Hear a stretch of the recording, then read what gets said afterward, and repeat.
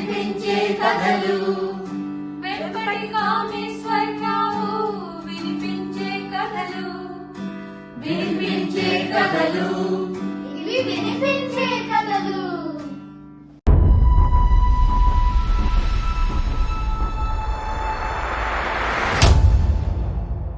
వినిపించే కథల ఆత్మీయ శ్రోతలకు సాదర స్వాగతం.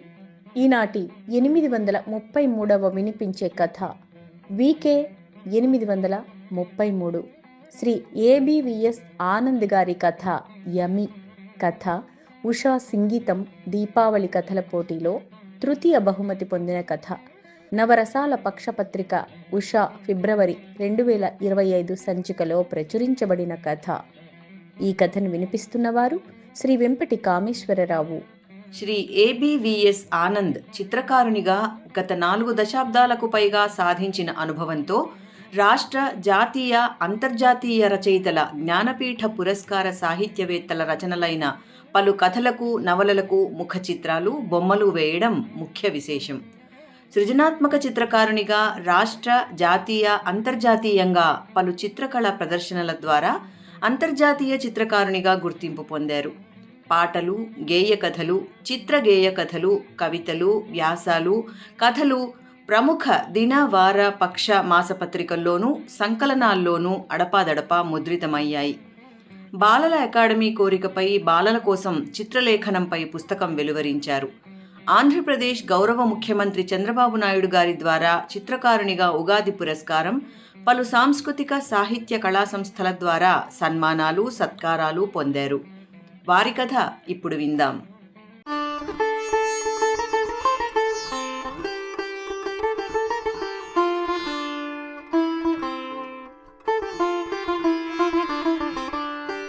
కలలు కనడం వేరు, కలలని పండించుకోవడం వేరు. మొదటిది అందరికీ సాధ్యమయ్యే విషయమే, రెండవది అరుదుగా కొందరికే దక్కే వరం. అలాంటి వరం దక్కించుకున్న అదృష్టవంతుడే శ్రీధర్.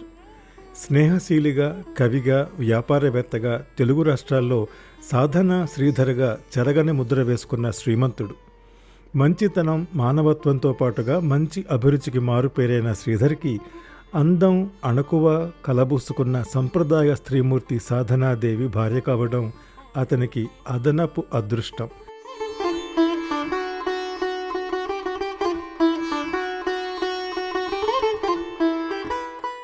విశాలమైన స్థలంలో ఉత్తమాభిరుచులకు అనుగుణంగా నిర్మించుకున్న కారణంగా వారి ఇల్లు చిన్నదే అయినా అత్యంత ఆకర్షణీయంగా శోభిల్లుతోంది. ఇంటి చుట్టూ అందమైన వృక్ష సంపద, నిర్దేశిత స్థలాల్లో రంగురంగుల పూల మొక్కలు, ఇంటి ముందు పచ్చని తివాచీల పచ్చిక మైదానంతో వాహనిపించేలా ఉంది ఆ ఇల్లు.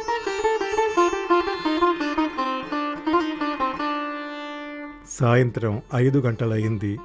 ఆ రోజు ఆ ఇంట్లో జరగబోయే శుభకార్యానికి అవసరమైన ఏర్పాట్లన్నీ జరిగిపోయాయి. వేడుక తిలకించడానికి మైదానం మధ్యలో ప్రత్యేకంగా అలంకరించిన గుంబజ్ ఏర్పాటైంది. గుంబజ్కి మధ్యలో ఖరీదైన షాండ్లియర్ వెలుతురులు విస్తరిస్తుంటే చుట్టూరా తెల్లని తెరలతో కదులుతున్న వెలుగులతో వేదిక శోభాయమానంగా ఉత్తమాభిరుచికి అద్దం పడుతోంది. ఆ పైన ఆ ప్రాంతమంతా వెన్నెల చల్లినట్లు నియాన్ లైట్ల కాంతితో కూల్గా హాయి గొలుపుతోంది. ఆహూతుల కోసం వేదిక చుట్టూ సోఫాలు, కుర్చీలు, టేబుళ్లు అందంగా అమర్చబడి రాకపోకలకు అనువుగా ఎర్రటి తివాచీలు పరుచుకొని దర్పాన్ని చాటి చెబుతున్నాయి. వేదికకు కాస్త దూరంగా ఎడమవైపు గుండ్రని ఎత్తైన వేదిక మీద సంప్రదాయ దుస్తుల్లో గాయక, వాద్యకారులు చేస్తున్న గీతాలాపనలు, చల్లని వీచికలు నైట్ క్వీన్ పూల పరిమళాలతో సమ్మిళితమై మనసుల్ని ఆహ్లాదపరుస్తున్నాయి. వివిధ వస్త్రధారణల్లో ఆహ్వానానికి తరలి వస్తున్న బంధుమిత్రుల పలకరింపులతో కళకళలాడుతోంది ఆ ప్రాంగణం. ఆహ్వానితులందరూ ఆసీనులయ్యారు. సరిగ్గా 6 గంటలకు వాద్య బృందం ఆహ్వాన గీతం ఆలపించింది.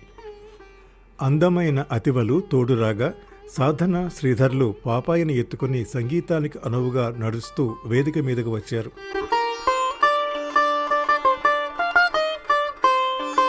అక్కడ అందంగా అలంకరించి ఉన్న లోటస్ బెడ్ మీద పాపాయిని పడుకోబెట్టి ఆహ్వానితులందరినీ పలకరింపుగా నవ్వుతూ నమస్కరించారు. శ్రీధర్ మాట్లాడుతూ, మీ అందరికీ స్వాగతం, సుస్వాగతం. మీ ఆత్మీయ ఆగమనంతో ఈ సాయంత్రం మా జీవితంలో ఒక ఉగాది వసంతం. మాకు కలిగిన ప్రథమ సంతానం ఒక అమూల్యం. మీ సమక్షంలో జరిపే ఈ నామకరణోత్సవం అత్యంత సంతోషదాయకం అనగానే సంగీతం మంద్రస్థాయి నుండి తారాస్థాయికి ఎగిసి మధ్యమ స్థాయికి రాగానే ఆహూతుల ప్రతిస్పందనగా చప్పట్లు మారుమోగాయి. శ్రీధర్ సతీమణి సాధనాదేవి భర్త మొహంలోకి ప్రేమగా చూసి ఆహూతులను ఉద్దేశించి సుందర దరహాసంతో ఇలా అంది. మా కళని సాకారం చేసుకునేందుకు అవకాశం కల్పించి విచ్చేసిన మీ అందరికీ నమస్కారం. మీ సమక్షమే దేవతల సమక్షంగా భావిస్తూ మా పాపాయి పేరు చెప్పబోతున్నాం. వాద్యాలు సన్నగా రాగాలపన చేశాయి. మళ్ళీ ఆమెనే శ్రీధర్ వైపు మురిపంగా చూసి పాపను ముద్దాడి మాట్లాడుతూ, హంస లాంటి విశ్లేషణ శక్తిని, సహనం వంటి జ్ఞాన సంపద కలిగిన అర్థాన్ని స్ఫురించే 2 అక్షరాల పేరు పెట్టాలనుకున్నాం. అదంతా శ్రీధర్ గారి భావనే. అవును అన్నట్లు హృద్యమైన వయలిన్ రాగం పలికింది. సాధన శ్రీధర్లు యుగళగళంతో మా పాపాయి పేరు యమి అన్నారు. కోరస్ రాగాలు మిన్నుముట్టాయి. నలువైపుల నుండి పూల జల్లులు కురిశాయి. యమి నామానికి పలు భావనా విశేషణాలు ఉన్నట్టే పలు రాగ విశేషణాలు కూడా జోడించి పల్లవించిన భావగీతం ఓ మధుర గాత్రం నుండి వీణుల విందు చేసింది. యమి నామాన్ని కోరసు బృందం సంగీత స్వరాలతో కలిపి పాడి ప్రతి హృదయంలోనూ భద్రపరిచింది. సాధన శ్రీధర్లు పాపాయిని ఎత్తుకుని అందరికీ చూపిస్తూ వేదిక నలువైపులకి తిరిగారు. సంగీతం వసంత ఋతువు ఆగమనాన్ని తలపిస్తున్నట్టు రాగాలలుకుతోంది. లయబద్ధంగా చప్పట్లు మారుమోగాయి. సంగీతం, సాహిత్యం, పరిసరాల సౌందర్యం, సంస్కార సంప్రదాయాల నడుమ యమి నామకరణోత్సవం షడ్రుచుల విందు వినోదాలతో అందరికీ అందమైన అనుభవాన్ని, అనుభూతిని ఇచ్చి చెరగని ముద్ర వేసింది. సాధన శ్రీధరులు అందరిలో ప్రత్యేకమైపోయారు. అందాల బొమ్మ యమి నవ్వుతూ కేరింతలు కొడుతోంది.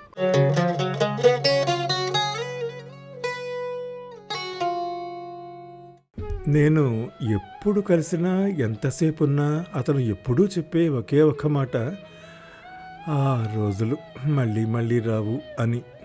నా మొహం వైపైనా చూడకుండా ఎక్కడో శూన్యంలోకి చూస్తూ అన్నాడా మాటలు. ఆ మాటలు వినగానే నా ఒళ్ళు మండింది.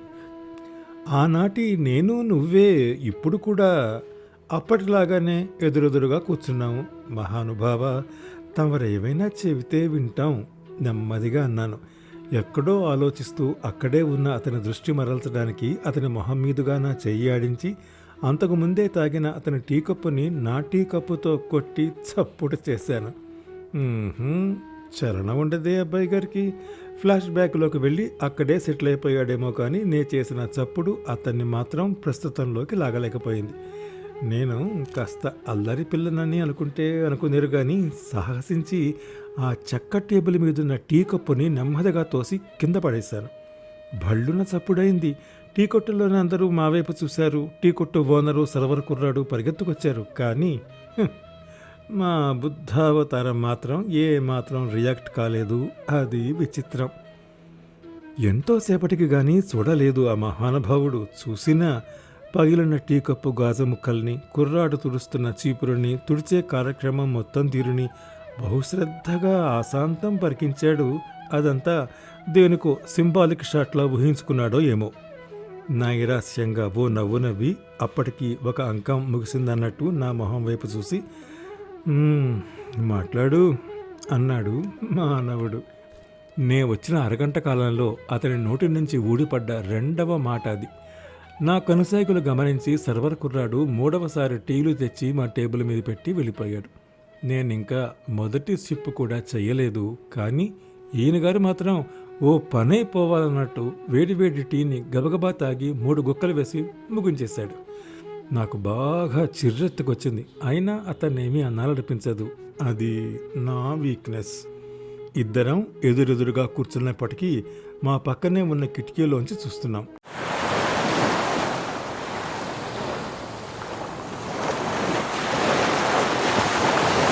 దూరంగా ఒకదాని వెంట మరొకటి ఆగకుండా వస్తున్న సముద్ర కెరటాల్ని చూస్తూ యాంత్రికంగా టీ తాగటం ముగించేశాను. వాచి చూసుకుని ఒక్కసారిగా ఉలిక్కిపడ్డాను. నే వచ్చిన పుణ్యకాలం కాస్త దాటిపోయింది. అయినా నా మనసు నిండుగా ఉన్న అతన్ని తనివి తీరా చూసుకున్నాను. నాకు తెలియకుండానే నా కళ్ళల్లో సన్నని నీటి తెరలు కమ్ముకున్నాయి. గుండె బరువెక్కింది. పాపం అతను మాత్రం ఇదేమీ గమనించకుండా టేబుల్ మీదున్న నా వ్యానిటీ బ్యాగ్ బెల్ట్ని వేలితో ఆడిస్తూ పరధ్యానంగా ఆర్ట్ ఫిలింలోని క్యారెక్టర్లా చూస్తున్నాడు. అసలు ఆ బ్యాగ్ నాదని కానీ, అతని కోసం వచ్చి గంట నుండి ఇక్కడ ఉన్నానని కానీ ధ్యాసే లేనట్టుంది. అస్సలు అతని ఊహల్లోనైనా నేను ఉన్నానో లేదో మరి. నేను మాత్రం అటు ఇటు చూసి విసుగొచ్చి నా ఉనికిని తెలియజేయాలని ఆ వ్యానిటీ బ్యాగ్ని విసురుగా లాగాను. వెంటనే అతనిలోంచి ఓ రియాక్షన్ వచ్చింది.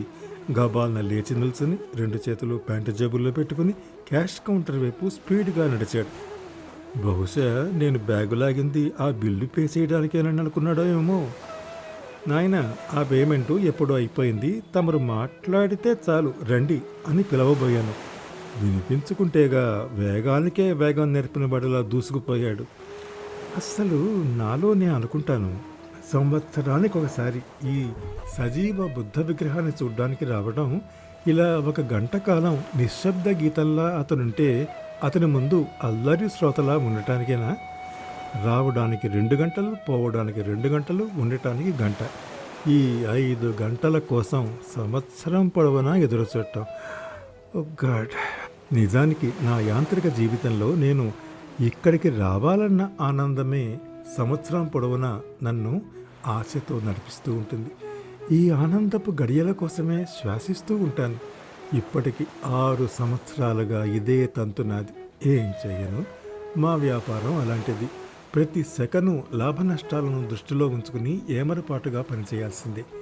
1000 మంది పనివాళ్ళు ఆనందంగా బతకాలంటే సొంత సంతోషాలని త్యాగాలు చేయాల్సిందే. ఆశలు అసలు తీసే ఆశలు, ఆశయాలు, వ్యాపారాలు, వీటి మధ్య జీవనయానం అంతా యాంత్రికమే. సరే, అసలు విషయానికి వస్తే, మళ్ళీ ఆ రోజులు రావు కదూ అన్న అతని మాటను అతని నోట అరిగిపోయిన గ్రామ్ఫోన్ రికార్డుల గంటలో 10 సార్లైనా వింటాను. అతని వైఖరికి నాలో వచ్చిన నిరుత్సాహాన్ని దిగమింగుకుని మళ్ళీ వచ్చే సంవత్సరం రాకూడదు అని గట్టిగా అనుకుంటాను. ఈ అభిప్రాయాన్ని దృఢపరచుకోవటానిక ఇంత దూరం రావటం అని నన్ను నేను ప్రశ్నించుకుంటాను. అసలు ఇంతకీ ఇతనేనా? అత్యంత ఉత్సాహవంతుడైన ఇతడు ఇలా మారిపోవటానికి కారణం నేనేనా? గుండెలు పిండే ఈ ప్రశ్న వేసుకోగానే వెంటనే గతంలోకి జారిపోతాను. జ్ఞాపకాల మననంలో మనసంతా బరువెక్కుతుంది. మహానగరానికి దూరంగా ఈ పల్లెటూరు టీకొట్లో ఎంతమందున్నా, ఎవరేమనుకున్నా నా గుండెల నిండుగా గట్టిగా వాటేసుకోవాలని అనుకుంటాను. 100 మంది కలిసి నన్ను వెనక్కి లాగిన సంస్కారంతో పోరాడతాను. నా పరువు, ప్రతిష్ట, హోదా, కట్టుబాట్లు సంస్కారం అనే రూపంలో నన్ను బంధిస్తాయి. నిజం చెప్పాలంటే అదొక పెద్ద నరకయాతనే. నిశ్శబ్దంగా, నిదానంగా మళ్ళీ గతంలోకి వెళ్ళి అతని విశ్వరూపం తెలుసుకున్నాక నో నెవర్, మళ్ళీ రాకూడదు అనుకున్న మాటను రద్దు చేసుకుంటాను. మళ్ళీ రావాలి, కొన ఊపిరి ఉండే వరకు రావాలి. అస్సలు ఇలా అనుకోవటం కన్నా ఒక్క మాటలో చెప్పాలంటే, ఇతన్ని చూడకుండా నేను ఉండలేను అన్న నిజాన్ని చెప్పాలి. ఒడ్డున స్థిరంగా ఉన్న ఎత్తైన రాయిని పదే వచ్చి చెళ్ళును తాకుతున్న కెరటాల్లా పదే ఈ నిజాన్ని అరిచి చెప్పాలన్న ఆవేశపు ట్రాన్స్లో ఉంటే ఎప్పుడొచ్చి కూర్చున్నాడో ఎదురుగా ఉన్నాడు మహానుభావుడు. అతగాడంటే ఎన్నో ఏళ్లుగా దాచి ఉంచిన విశ్వమంతటి 2 అక్షరాల మాటని నా మనసులోంచి కళ్ళతో చెప్పి నవ్విన నా నవ్వుకి సమాధానంగా అతగాడు ఆశ్చర్యంగా నా మొహంలోకి చూస్తూ, బిల్లు నువ్విచ్చేసావా? ఎప్పుడిచ్చావు? ఏదో గొప్ప విషయాన్ని అడిగినట్టు అడిగాడు. ఇప్పుడు ఆ విషయం తెలుసుకోకపోతే ఎదురెదురుగా కూర్చున్న ఈ గంట కాలానికి విలువ లేదన్నట్లుంది అతని వాలకం. మనసు నిండిన మనిషి గురించి అంతా తెలిసిన నేను అతని గురించి ఏమనుకోగలను? అతని చేతిలోని వ్యాలెట్ని తీసుకుని, జాగ్రత్త, జేబులో పెట్టుకో అంటూ మళ్ళీ అతని చేతికి ఇచ్చాను. నా ఈ చర్యకి ఓ చిన్న చిరునవ్వు నవ్వాడా మహాపురుషుడు. అతని కళ్ళల్లోకి సూటిగా చూశాను. అతను నా కళ్ళల్లోకి చూశాడు. మహాశయ, ఆ రోజులు మళ్ళీ రావని తెలిసినప్పుడు జారిపోతున్న సమయం కూడా మళ్ళీ మళ్ళీ రాదు కదా. అందుకే ప్రస్తుత కాలం అందించే గుప్పెడు నిమిషాలు సెకన్లు కూడా విలువైన రత్నాలు వజ్రాలు అని తెలుసుకోలేవా మిత్రమా అని నా మనసు నెమ్మదిగా అడుగుమన్నా కఠినంగానే అడిగినట్లున్నాను. ఒక్కసారిగా ఉలిక్కిపడి చురుగ్గా నా వైపు చూసి ఏదో చెప్పబోయాడు. విందామని ఎంతో ఆశగా చూశాను. కానీ అంతలోనే అతడు మౌనంగా తలదించుకుండిపోయాడు. టైం చూసుకున్నాను. గాడ్, ఇంక నేను ఉండలేను. ఇతడు రాలేడు. నా కర్తవ్యం అతనికి నా వాచి చూపించింది. అతని మెత్తని చెయ్యిని నా చేతిలోకి తీసుకుని వదలలేక వదిలి పరుగులాంటి నడకతో కారు దగ్గరికి వచ్చి డోర్ తెరుచుకుని డ్రైవర్ సీట్లో కూర్చున్నాను. విసురుగా తల తిప్పి అతని వైపు చూసి చెయ్యూపుతూ కారు స్టార్ట్ చేసి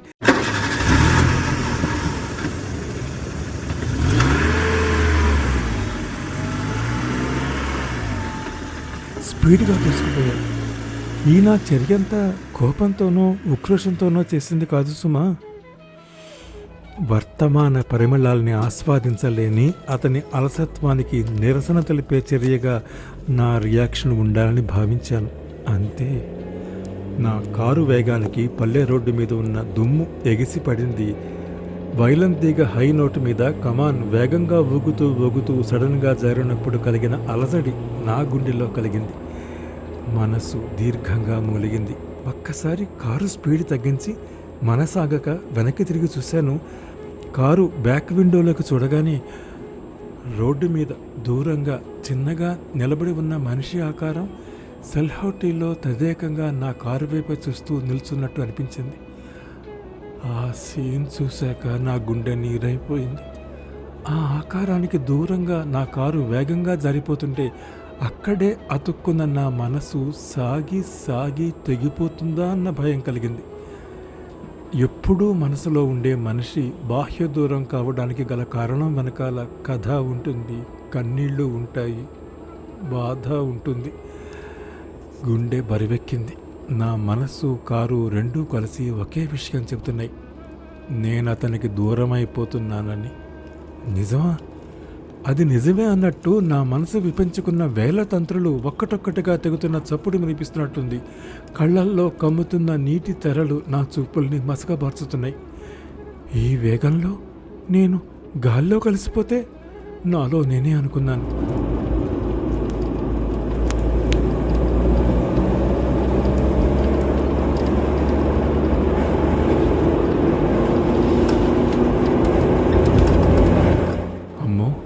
మళ్ళీ వాణ్ణి చూడకుండానా? నా మస్తిష్కంలో రేగిన ఈ ప్రశ్న గుండెని పిండినట్లయింది. ఏదో కోల్పోతున్నట్లు అనిపిస్తోంది. వాణ్ణి మళ్ళీ నేను కలవకూడదనుకోవటానికి అసలు వాడు చేసిన తప్పేమిటి? నిజానికి ఈ ప్రశ్న సమాధానం రెండూ నేనే కదా. గతపు దృశ్యాలు తెరలుగా కళ్ళ ముందు కదులుతున్నాయి. వాడు నేను ఒకే స్కూల్లో చదువుకున్నాం. కానీ కాలేజీలో మాత్రమే మా స్నేహం మొగ్గు తరిగింది. అర్థం చేసుకున్న మనసులకి స్నేహం తోడైతే ఆ స్నేహం పండై ప్రేమగా మారకుండా ఉంటుందా? మా ఇద్దరిలో అదే జరిగింది. కానీ ఎవరి ప్రేమను ఎవరమూ వ్యక్తం చేసుకోలేదు. ఎందుకో ఆ అవసరం ఇద్దరికీ రాలేదు. నేను వ్యాపార రంగంలోనూ వాడు కళారంగంలోనూ చదువులు పూర్తి చేశాం. అమ్మా నాన్నలకు మా విషయం చెప్పి వాడికి ప్రపోజ్ చేద్దామనుకున్నాం ఆనందంగా. అంతలోనే ఊహించని ఘోరం జరిగిపోయింది.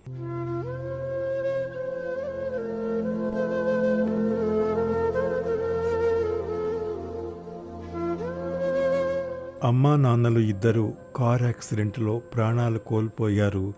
నా జీవితంలో పెను విషాదం అలముకుంది.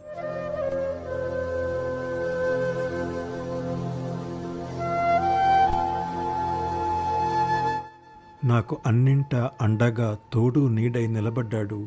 తల్లై ఓదార్చాడు, తండ్రై ధైర్యాన్నిచ్చాడు. హాస్పిటల్లో అమ్మా నాన్నలు ప్రాణాలు కోల్పోయే ముందు వారికిచ్చిన మాట ప్రకారం వాడు నన్ను ఒప్పించి అమ్మా నాన్నల కోరి కుదిర్చిన వరుడితో పెళ్లి జరిపించాడు. నా ముందు, మా స్నేహితుల ముందు చాలా ఆనందంగా ఉండేవాడు. నిజానికి నటించాడని చెప్పాలి. ఈ అలజడిలో నా మూలంగా చాలా చిత్రవధను అనుభవించి ఉంటాడు. ఉన్న పళంగా కొన్నేళ్లు ఎవరికీ కనిపించకుండా పోయాడు. నా భర్తకి డబ్బు, హోదా, డాక్టర్గా మంచి పేరు ప్రతిష్టలే ఉన్నాయి. కానీ వారికి నా నుండి సంక్రమించిన డబ్బు తప్పించి సమయం, ప్రేమ, నేను వారి దృష్టిలో లేనని తెలుసుకోవడానికి నాకు ఎక్కువ రోజులు పట్టలేదు. కలిసున్నా లేనట్టే ఉన్నాం.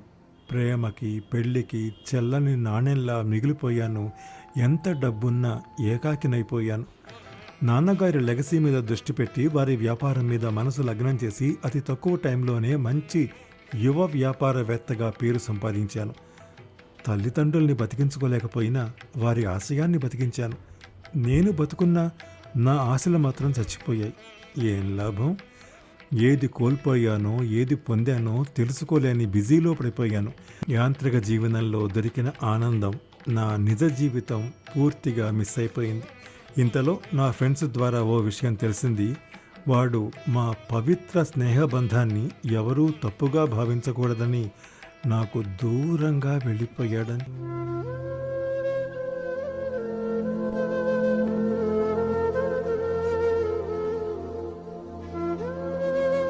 నా జీవితంలో స్నేహం, ప్రేమ, నిజాయితీ, త్యాగం వంటి వాటికి అర్థం చెప్పి విలువలు నేర్పిన వాడిని ఎలా మర్చిపోగలను? ఎలా వదులుకోగలను? కనిపిస్తే దూరంగా ఎలా ఉండగలను? ఓసారి ఓ బిజినెస్ మ్యాగజైన్లో జాతీయ స్థాయి చిత్రకారుడుగా వాడిని గుర్తించి చేసిన ఇంటర్వ్యూ చూసి అతి కష్టంగా అడ్రస్ తెలుసుకుని కలిశాను. నన్ను మరిచిపోని వాడు కాని వాడిని చూసి చలించిపోయాను.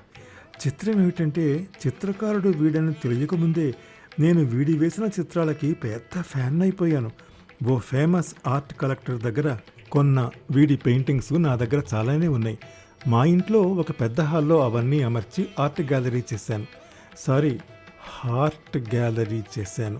ఒంటరితనం ఫీల్ అయినప్పుడల్లా మాకిష్టమైన ఫ్యూజన్ సంగీతం వింటూ పదే పదే ఆ పెయింటింగ్స్ చూస్తూ ఊరట పొందుతూ ఉంటాను.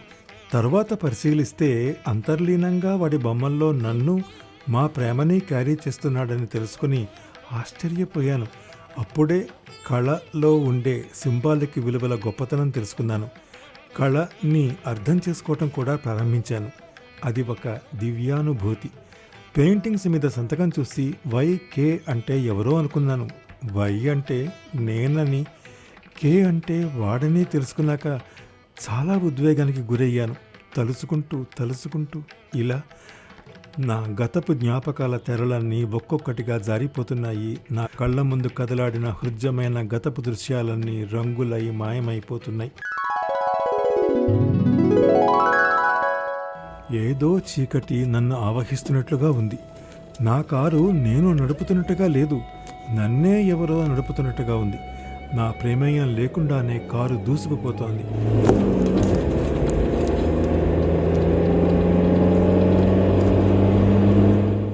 నా అధీనంలో లేని నేను మరొకరి స్వాధీనంలోకి జారిపోతున్నట్లుంది.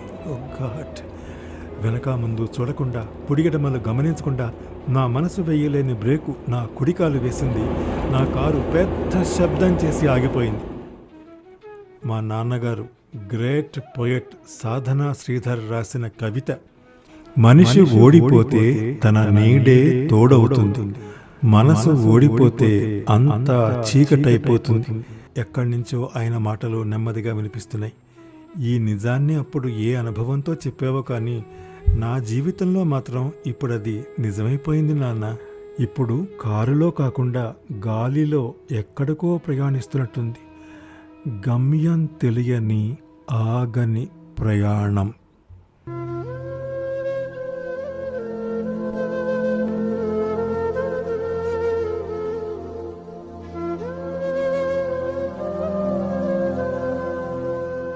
అతడు గభాలన వేగంగా తలుపు తోసుకుంటూ స్టూడియోలోకి ప్రవేశించాడు.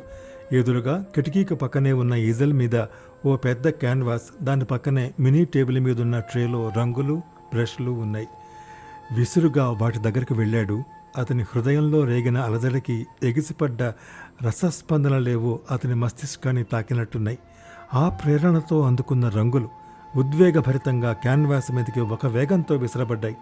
చెప్పలేని ప్రేమేదో గుండెలోంచి చీల్చుకొచ్చినట్టు, అవ్యక్తమైన మౌనరాగం తారాస్థాయిలో రోధించినట్లు, శాంతి సమరం మరిగి మరిగి తమ ఉనికిని చాటినట్టు, ఎరుపు, నీలి, పసుపు, ఊదా రంగులు చిత్రకళా తపస్వి మనోనేత్రాల ఆదేశాలను అనుసరించి వరుసగా ఒకదానికొకటి వర్ణ సంయోగం చెంది నూతన వర్ణాల్ని సృజిస్తూ ఒకే కాలంలో అవన్నీ జాలువారుతూ ఎవరో ఆదేశించినట్లు క్యాన్వాస్ మీద స్తంభించిపోయాయి. ఓదార్పు లేని జీవి ఆవేశం చల్లబడి కార్చిన వెచ్చటి కన్నీటిలా మరిన్ని రంగులు అతని చేతి నుండి క్యాన్వాస్ మీదకి విసిరబడ్డాయి. ఇప్పుడు విసిరిన ఈ రంగులు ఇంతకుముందు విసిరిన రంగులతో సమన్వయం కాకుండా మంద్రస్థాయి ఓదార్పు రాగాల్లా గీతలు జాలువారాయి. వెర్రెత్తిన వాడిలా నలుపు నీలి వర్ణాలను తన వేళకు పులుముకుని పియానో ఫ్రెట్స్ మీద నాట్యం చేసే వేళలా క్యాన్వాస్ మీద తన వేళ్లని అతి వేగంతో పరుగులెత్తించాడు. అదొక విచిత్ర రేఖా విన్యాసం. అందులోని రేఖలు గతపు జ్ఞాపకాలకు సంకేతాల్లా ఉన్నాయి. అటు పిమ్మట తన వేళ్లతో శృతి మెత్తగా మిశ్రమించిన లేత వర్ణాలను స్ప్రింకిల్ చేశాడు. ఆశల ఆకాశం నుండి నక్షత్రాలను తుంచి తెచ్చి పొదిగినట్లు. ఆ ధవళ వర్ణపు క్యాన్వాస్ మీద అప్పుడొక అద్భుత భావవర్ణ రంజితమైన సంప్రయోగం ఆవిష్కరించబడింది. 6 అడుగుల దూరం జరిగి తదేకంగా ఆ చిత్రం వైపు చూస్తున్న అతన్ని సాయంత్రపు సముద్ర కెరటాల మీద నుంచి వచ్చిన చల్లని గాలి కౌగలించింది. సంతూరు తరంగాలు దొర్లిన అనుభూతి, అవ్యక్తమైన ఆనందం అతన్ని ఎప్పటి నుంచో దొలుస్తున్న ప్రశ్నకు ఈ చిత్రం సమాధానంలా కనిపించింది. కిటికీ దగ్గరికి వెళ్ళి 2 వైపులా కిటికీని పట్టుకుని దూరంగా ఉన్న సముద్రం వైపు చూస్తూ ఉద్వేగంతో అరిచాడు. ఆ అరుపులో ఒక పిలుపుంది. ఆ పిలుపు అతని హృదయం నుండి వచ్చింది, కానీ పిలిచిన వారికి చేరిందో లేదో స్పష్టత లేదు.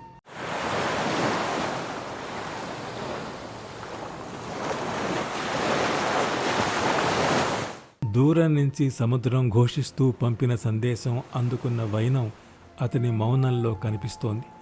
పోయిందేదో వెతుక్కోవాలి అన్నట్టు సాయంకాలం చీకట్లోకి దూరిపోయింది.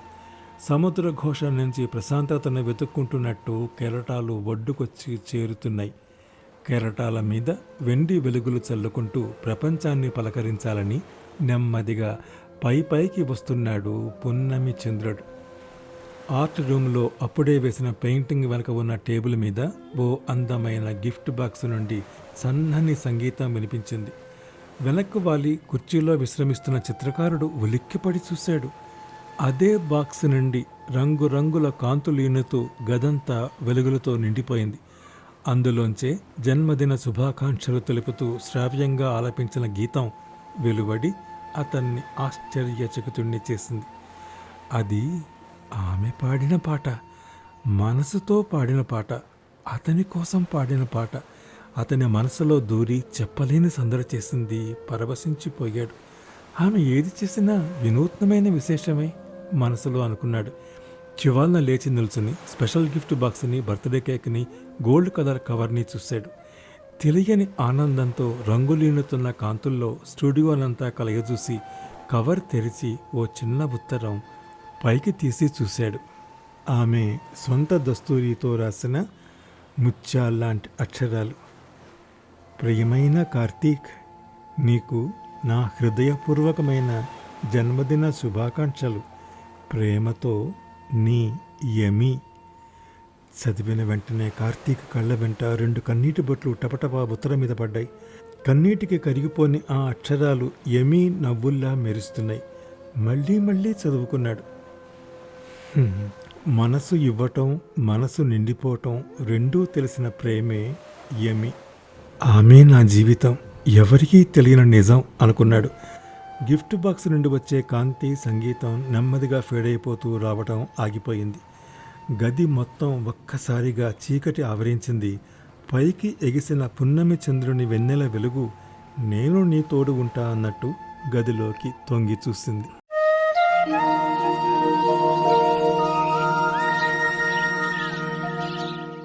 ఆ రాత్రంతా కిటికీ తెరిచే ఉంది. తెల్లవారి వెలుగులు నెమ్మదిగా గదిలోకి వ్యాపిస్తున్నాయి. అప్పుడే 5-6 పిచ్చుకలు కిటికీ గుమ్మం మీదకు వచ్చి వాలాయి. కొన్ని కిచకిచమంటూ చప్పుడు చేసి తుర్రుమన్నాయి. 2 పిచ్చుకలు మాత్రం అక్కడే ఉండి వేటి కోసమో తారాడుతున్నాయి.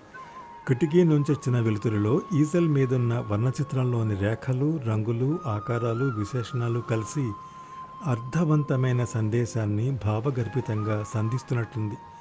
అందులో అతడు, ఆమె స్నేహం ప్రేమ, ఆశ ఆనందం, త్యాగం విషాదం, భవిత శూన్యం తెలిసి తెలియనట్లుగా సింబాలిక్గా ఆవిష్కరించబడ్డాయి. అదొక విహ్వలుడి జీవిత చిత్రం, అదొక సృజనాత్మక మేధో చిత్ర దర్పణం, అద్భుత జీవిత చిత్ర సందేశం. చిత్రకారుడు కార్తీక్ ఆ చిత్రాన్ని పూర్తి చేసి ఎదురుగా ఉన్న కుర్చీలో కూర్చుని తదేకంగా చూస్తూ నిద్రలోకి జారుకున్నాడు. విసురుగా వచ్చిన గాలికి అతని జుట్టు షర్టు కదులుతున్నాయి. అతడు కిందకి వేలాడ్చిన కుడి చేతి కింద పడి ఉన్న సెల్ ఫోన్ చాలాసార్లు మోగింది. ఏవేవో మెసేజ్లు కూడా చాలా వచ్చిన సౌండ్స్ వినబడుతున్నాయి. అయితే యుఎస్ఏలో కార్తీక్ పెయింటింగ్ ఎగ్జిబిషన్కు ఆహ్వానం పంపుతూ అమెరికన్ ఆర్ట్ ప్రమోటర్ చేసిన మెయిల్ గురించి కానీ, మెసేజ్ల గురించి కానీ, అక్కడ ఆ ఆర్ట్ ఎగ్జిబిషన్ ఏర్పాటుకు ఎమీ చేసిన ప్రయత్నం గురించి కానీ, అప్పుడే వచ్చి పడ్డ పేపర్లో యువ డైనమిక్ వ్యాపారవేత్త ఎమీ కారు ప్రయాణంలో హఠాత్ మరణం అన్న అతి ముఖ్యమైన వార్త గురించి కానీ కార్తీక్కి తెలిసే అవకాశం ఏమాత్రం లేదు.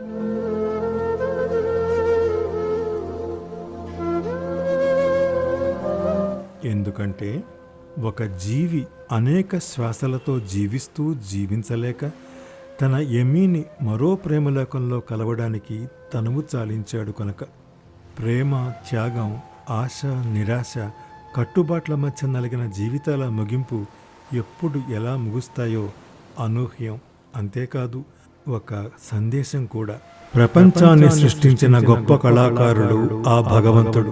అందుకే ఈ సమాజం కళాకారుల నుండి ఎంతైనా నేర్చుకోవలసి ఉంటుంది. జార్జ్ బెర్నార్డ్ షా రాసిన సందేశం గోడకు తగిలించి ఉన్న చిన్న ఫ్రేమ్లోంచి చూస్తూ వేగంగా వీస్తున్న గాలికి అటు ఇటు కదులుతోంది.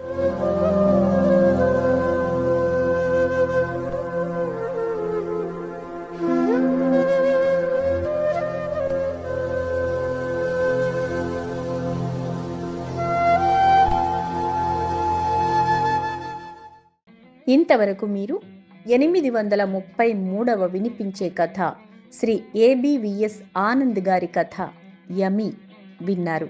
ఈ కథ ఉషా సంగీతం దీపావళి కథల పోటీలో తృతీయ బహుమతి పొందిన కథ. నవరసాల పక్షపత్రిక ఉషా 2025 ఫిబ్రవరి సంచికలో ప్రచురించబడిన కథ. ఈ కథను వినిపించిన వారు శ్రీ వెంపటి కామేశ్వరరావు. ఈ కథను నేను వినిపించే తీరు మీకు నచ్చితే లైక్ చేయండి. మీ అమూల్యమైన అభిప్రాయాన్ని కామెంట్ రూపంలో నాకు తెలియజేయండి. మీ కాంటాక్ట్స్కి షేర్ చేయండి. నా వినిపించే కథల ఛానల్కి సబ్స్క్రైబ్ చేసి మీ ఆదరణ, అభిమానం, ప్రోత్సాహం అందించండి. తప్పక అందిస్తారు కదా. నమస్తే.